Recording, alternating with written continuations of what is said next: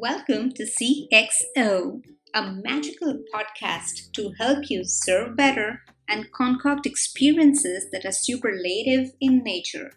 I'm your host, Supriya Sharma, bringing to you in each episode didactic nuggets so you can get inspired to sprinkle stardust in your company, your home, and the community on the whole.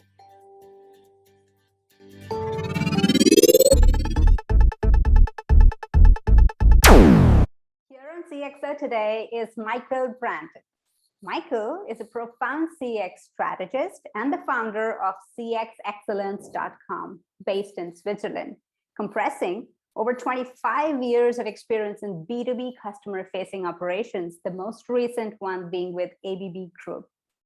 He studied business economics at the University of Zurich and is a founding member of the European Customer Experience Organization too. Thank you for being with us today, Michael. We welcome you to our show. Thank you very much, Priya. I'm delighted to be here. So, Michael, you're joining us from Switzerland, is it? That's right. That's correct. Yeah. And how does the weather look like today? It's lovely today. It's a clear blue sky, very sunny. It's a little bit crisp out there, about 7 Celsius this morning, but it's a lovely day today. 7, great. So that means we are not using air conditioners anymore. We are already into winter. No, we're sort of gradually transitioning into winter. The leaves are changing color. Yes, we're getting there. Yeah. So no more use of air conditioners, and the use of air conditioners actually brought something to my mind. The principle on which these air conditioners work, closing the loop, because it's like a control system which uses its feedback that the signal gives to generate the output. So when we know that it's getting cold for us, it gets adjusted automatically sometimes when you've set the room temperature to a certain degree. So that's about closing the loop. And not only air conditioner, there are many other devices which function on this concept of closing the loop. But then, absolutely, what does closing the loop mean in terms of customer experience, or what does it look like here when we are talking about CX? Sure. Well, closing the loop means actually going back to customers to let them know that they've been heard. So if they, for instance, fill out a survey and they have an issue, that you go back to them and say, okay, we hear you. We're going to see what we can do about it. We're going to keep in touch with you. We're going to let you know whether we've solved the issue and give you a solution. It could also be, for instance, in a complaint. You write an email on the company's web contact form, right? And you get an answer, a canned answer saying, thank you for your interest. We'll get back to you in 5 working days. Yes. And you don't hear anything at all, right? And these are the things that really frustrate customers. They don't like being ignored. And closing the loop basically means showing customers that they're not being ignored and that you're listening to them.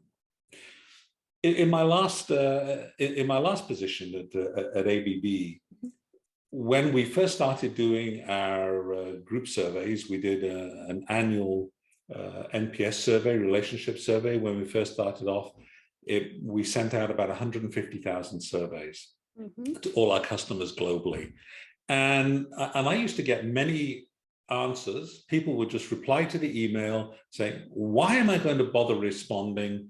You're not going to do anything about it anyway. Yes. You're not listening. Who's going to read this? And I made a point of replying to each of these emails to say, and some of them, I have to say, weren't that polite.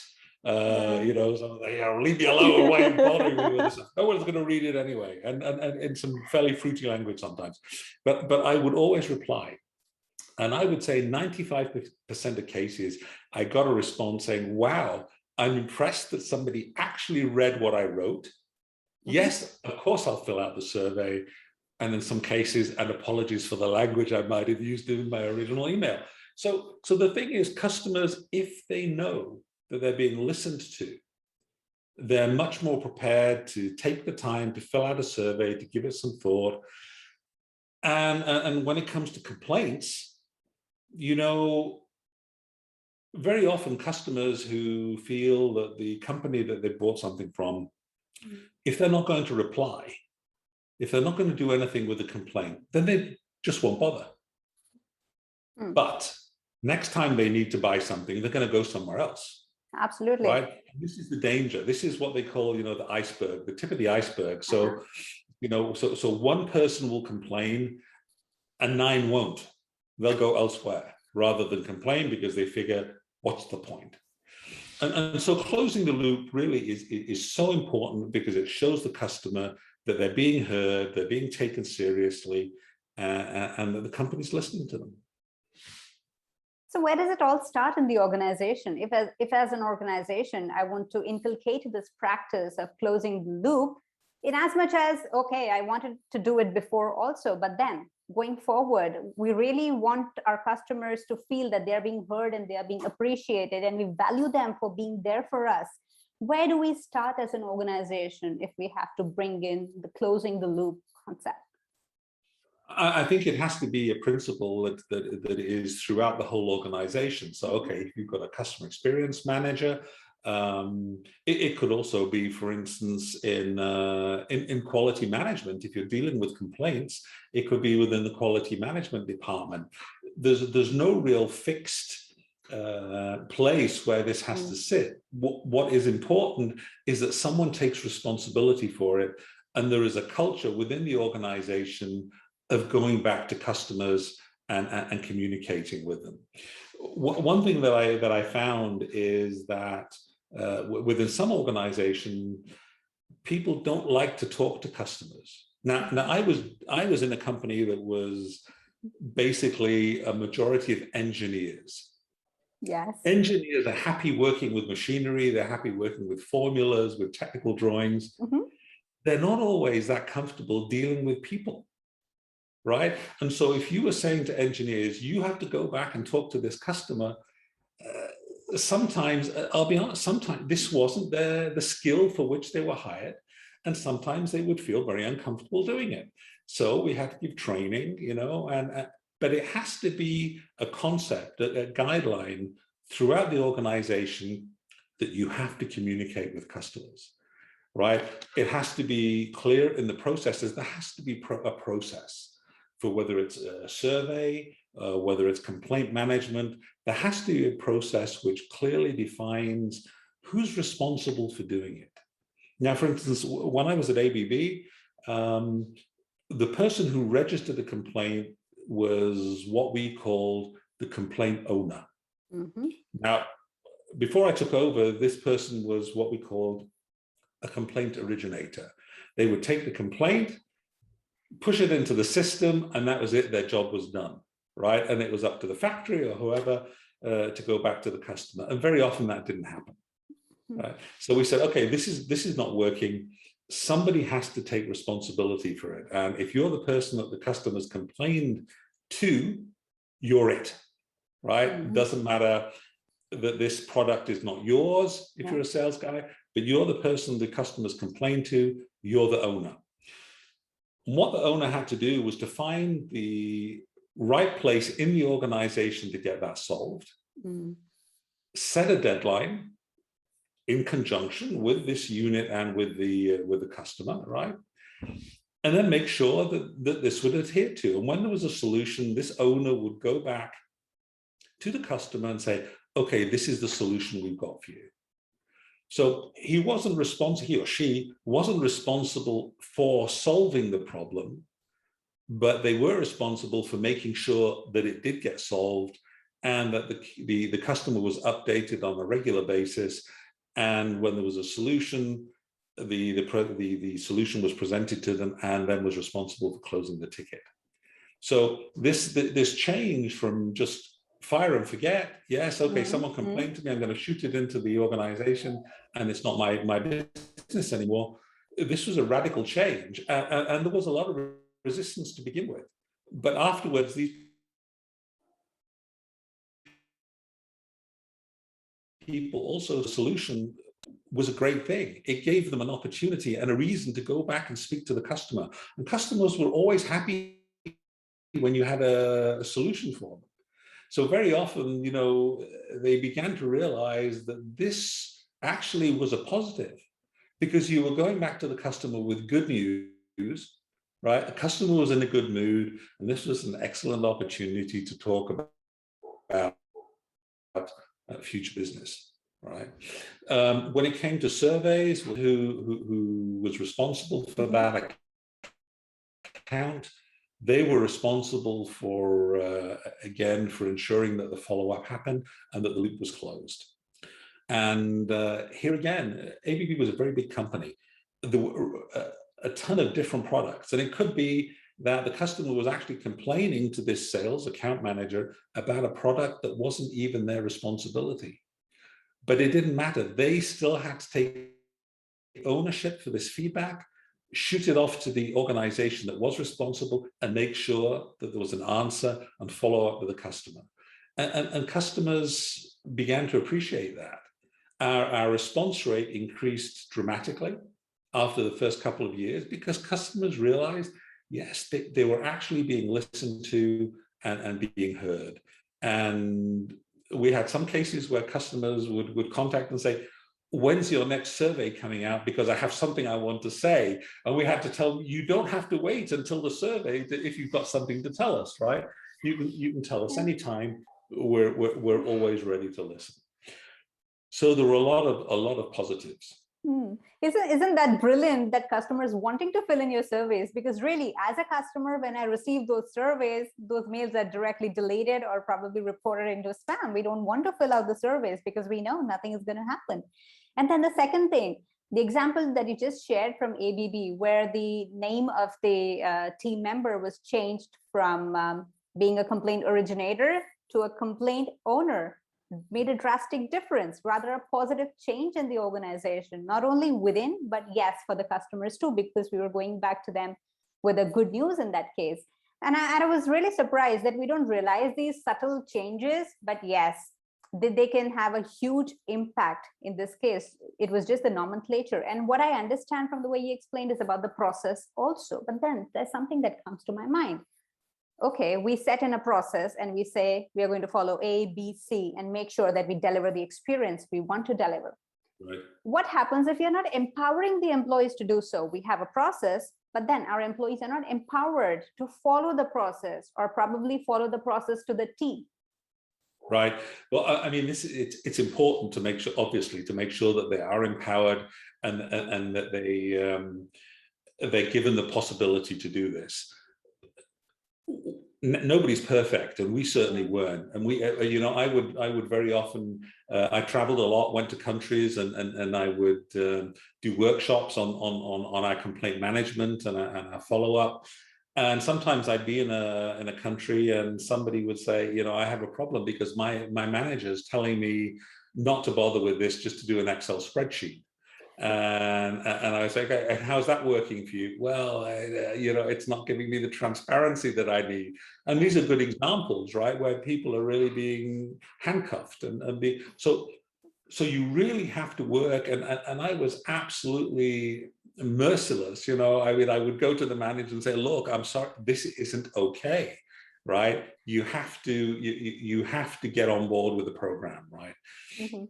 And the other thing we would also do, because what's really also important, is to check that the process is being adhered to. So we started saying, we realized that, there were some cases where it wasn't working out, where we were closing tickets without having actually gone to the customer with a solution. And so, this is bad. I mean, it's very annoying for customers if all of a sudden they're being ignored, because that's what it amounts to. And this is what I was saying at the beginning. This is what customers really hate, being ignored. So we introduced a step when the ticket was closed, the customer would get an email saying, okay, we want to let you know that this ticket is being closed. And we gave them a very simple survey, customer effort score, on a scale of 0 to 5. How easy was it for you to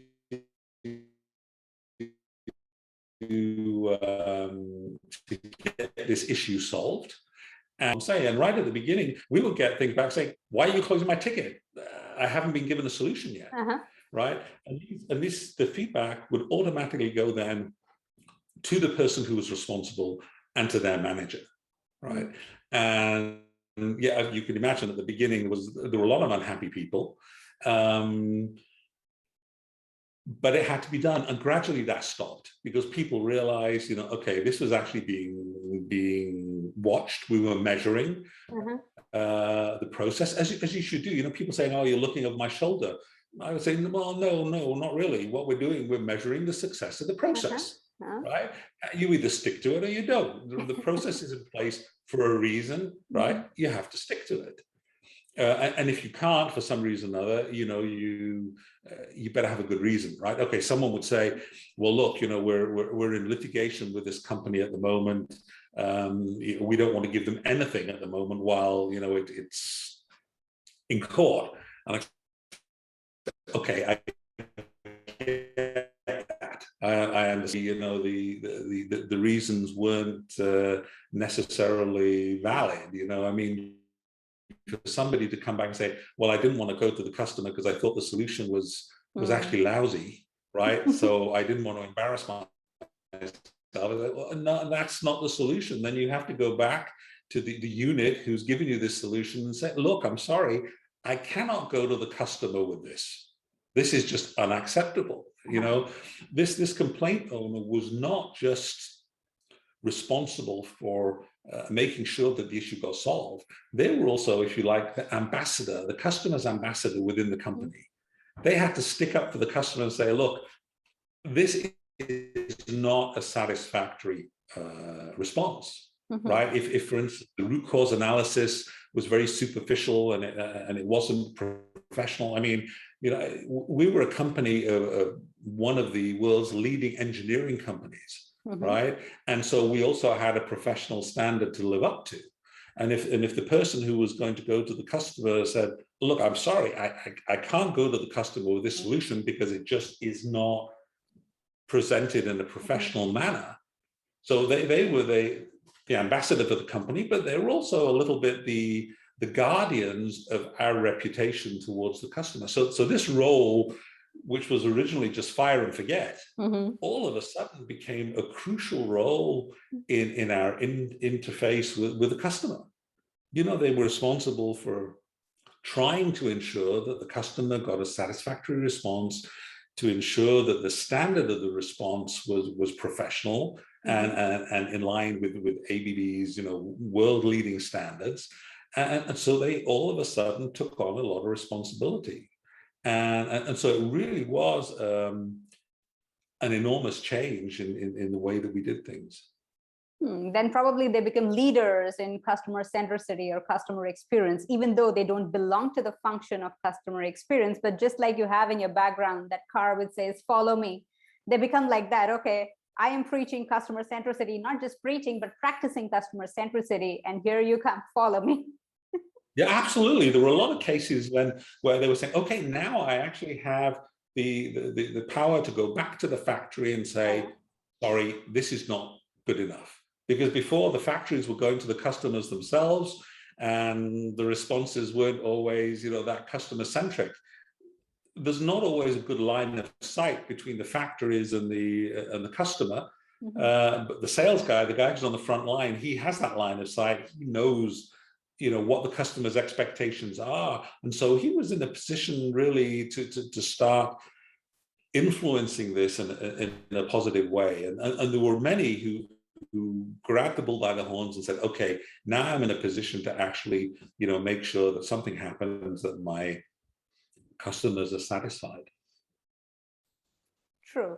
And is there a level beyond excellence also when we're talking about customer experience? We say, let's say I have an organization where we are offering excellent experiences for our customers. We make service magical for them, something memorable, which they don't forget. Okay, so that's excellence. And then what if we want to go beyond that to differentiate ourselves from the competition, to have it to our strategic advantage? Is there a next level also beyond that? Sure, I think there always is. I think when you're doing surveys, particularly getting voice of the customer, there are always customers who'll say, yeah, I'm absolutely delighted, with your service or what you're doing. but it would be even better if you could do this, or even, even fantastic if you could do that.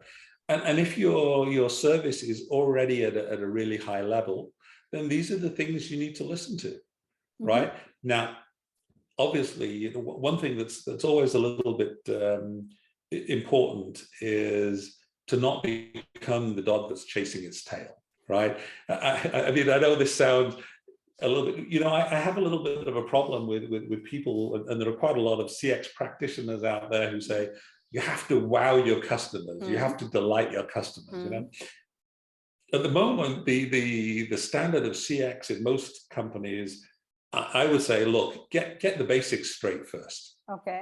Right? Never mind talking about wowing or delighting your customer, get the basics, just try and meet their expectations first, right? Because in many cases, there are companies talking about wowing their customers and delighting their customers, but they can't even get the basics right. So I said, concentrate on getting the basics right? Really make sure you're meeting your customers' expectations, not on a one-off basis, but it has to be consistent, right? And that is where you see the CX maturity of a company, is how consistent they are in meeting their customers' expectations. Then you can take it to the next level. Then you can listen to all the, then you can start thinking about the nice to haves and take it to the next level. But you really need a solid foundation before you do that. So I'm a little bit more skeptical than some of these guys who are out there say, wow your customers, delight your customers, well, yeah, that's all well and good, but get the basics right first, right? And get that solid foundation on a consistent basis. And then you're good to take it to the next level. So stepping down 2 steps and then coming back to getting the basics right, as CX professionals or CXOs in the organization, we usually face this issue with the voice of the customer. Now, sometimes there's feedback from the customer, which is not too good, which is negative in that case, and the management or the board has issues accepting that negative feedback. Now, once it's not accepted, it's not possible for the organization to take action based on the feedback. And if there's no action, again, the customer feels not heard or ignored. So how do we take care of that, that kind of a crux that exists between the CXOs and the rest of the management there? Yeah, I agree. That's difficult. Now, we were very lucky because we had a CEO that actually was the driving force behind the program. And one of the things I remember him saying was very clear. He said, we have to be prepared to listen to uncomfortable truths. And so he was very clear from the onset that customers were going to be coming back to us with stuff that we didn't want to hear. And we had to do something about it.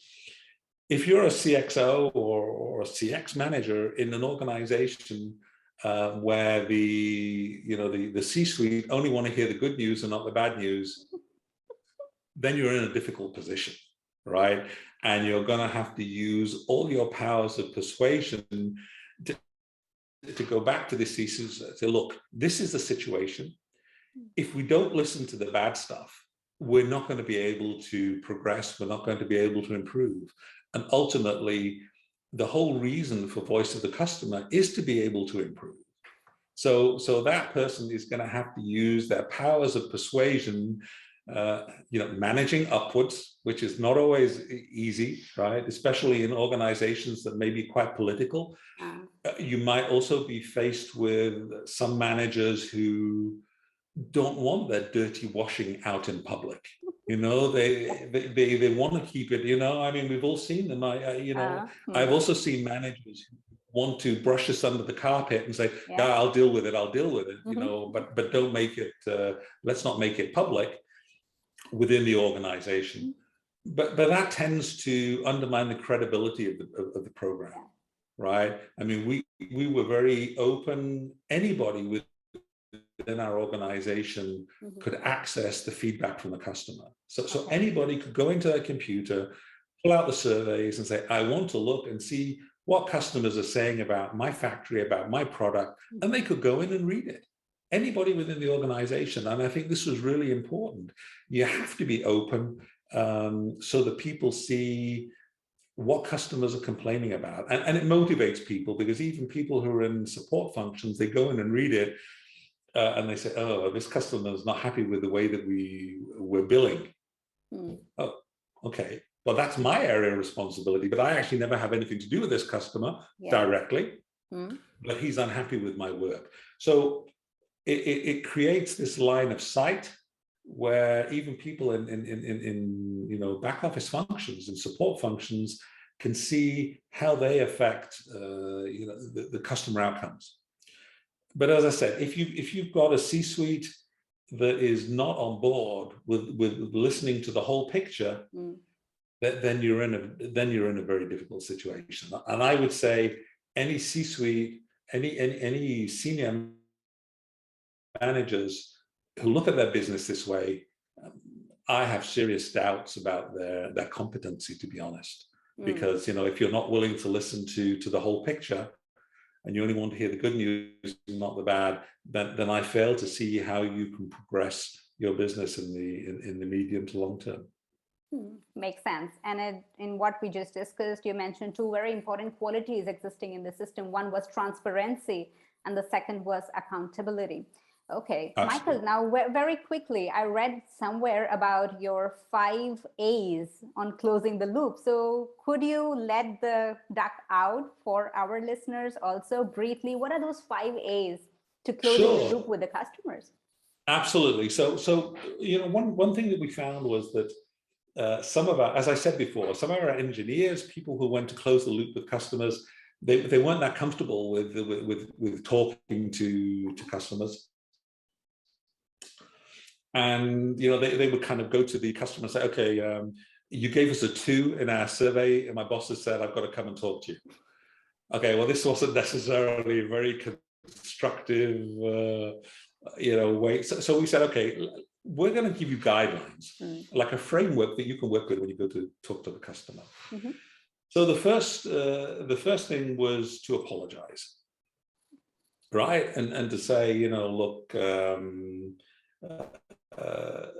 I'm sorry, that there's been an issue. I'm sorry that we haven't met your expectations.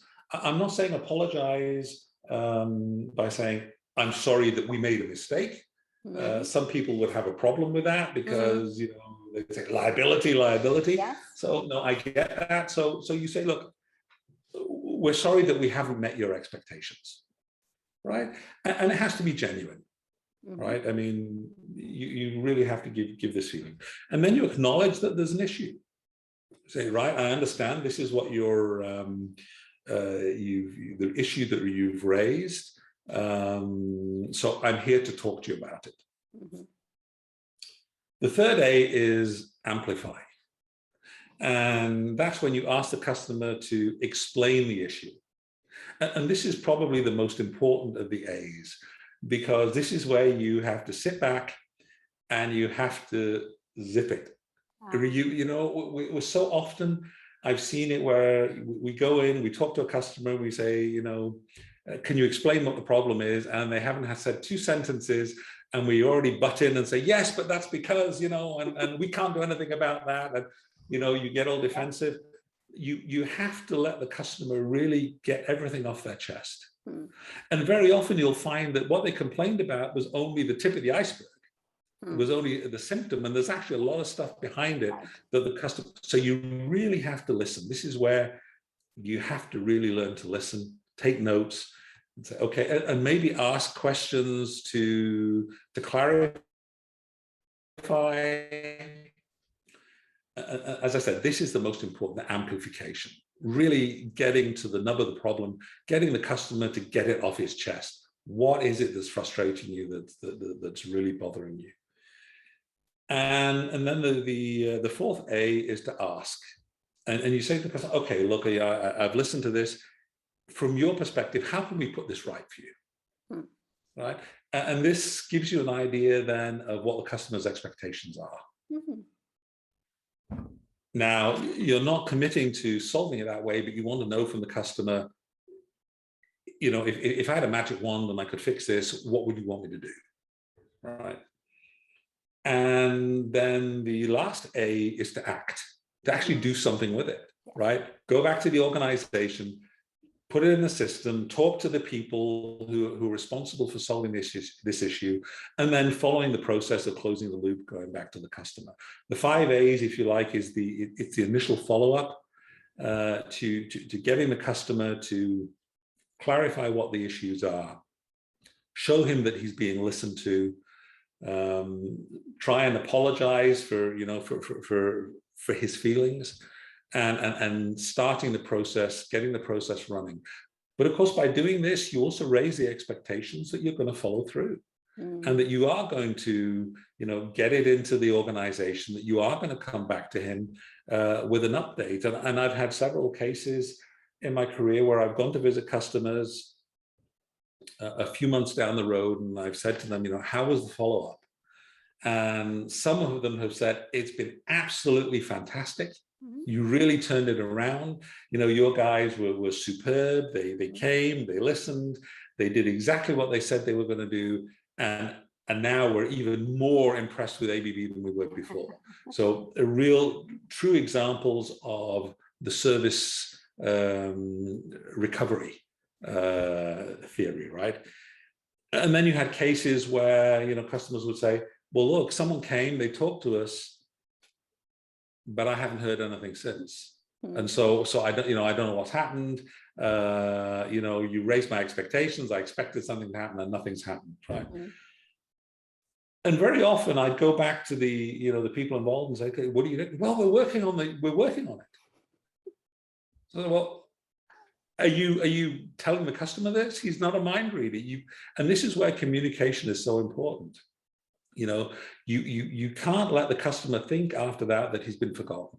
You have to go back and you have to, update him, tell him, for instance, look, I'm sorry, this problem is proving to be more complex than we initially thought. It's going to take us a little bit longer to deal with it, but we are dealing with it. We're handling it, and we'll keep you updated as we make progress. So it raises expectations, but I think it's a solid basis, on which to start the dialogue, rather than going in and saying, you gave us a 2 and my boss has told me I've got to come and talk to you. Which inevitably ended up with the customer saying, wow, I'm sorry you're going into trouble. Can I fix my survey and give you a better grade, right? And that's not the idea either, right? So it was a little bit of a learning process, but yeah. Indeed. And this 5A process is simply incredible because you've actually simplified the initial question that I asked you. And I asked you about where do we start? Because I was so overwhelmed. We said, okay, we're going to close the loop, but then where do we actually start? And these 5 A's have really simplified the process for us. We know how to go about it step by step. And in each step, what are the qualities we are looking for in our team members who are dealing with the customers? So it's indeed brilliant and very practical to be put into use right away. Absolutely. It's very simple. And it gives people who might not necessarily know where to start, know how to broach this subject of the customer. It gives them a framework that they can work with. Thanks for sharing this framework. I'm sure a lot of our listeners are going to use it right away with their organizations. You've actually made it very simple for us. We appreciate your presence, Michael. It was really glad that you came upon the show CXO with us today. Thank you very much for the invitation. It was great being here. And I wish all those listeners out there, use the 5 A's and close the loop. It makes all the difference.